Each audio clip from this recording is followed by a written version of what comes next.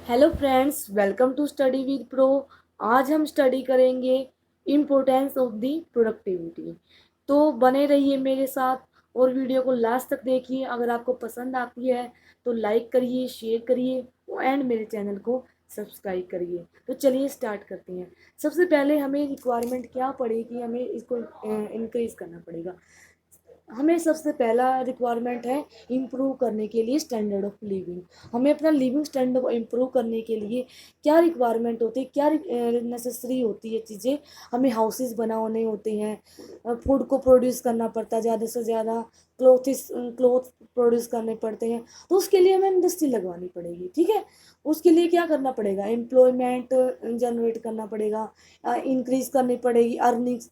क्यों? जब इंक्रीज होगी अर्निंग तो बाय करेगा, वो खरीदेगा जाके चीज़ों को।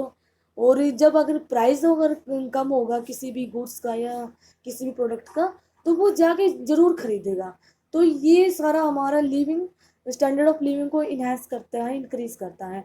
तो ये किस तरह से हो सकता है? ये हो सकता है कि हम इंडस्ट्री लगाए, नई नई लेटेस्ट टेक्नोलॉजी लगाए, इक्विपमेंट्स लगाए, मशीनरी लगाए जो कि हमारे प्रोडक्शन को इंक्रीज करे, ठीक है। और by the use of the efficient and effective utilization of the resources, ठीक है।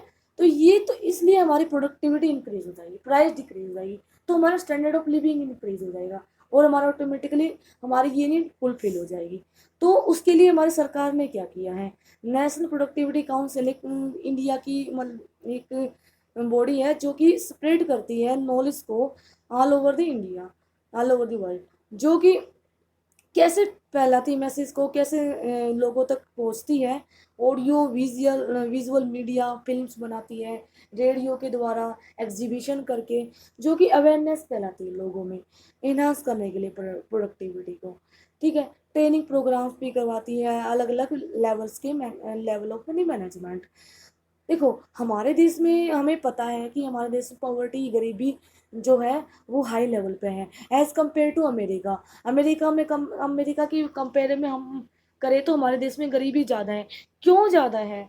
देखो, अगर हमें सेम टाइप का प्रोडक्ट, एक तो वर्कर बनाना अमेरिका का, एक यूएसए का बना रहा, एक हमारे देश का बना रहा है, तो क्या होगा, जो पर यूनिट कॉस्ट जो मिलती है ना, वेज जो मिलता है अमेरिका में हाई है हम एज कम्पेयर टू इंडिया। इसलिए लोग हमारे यहाँ के गरीब हैं।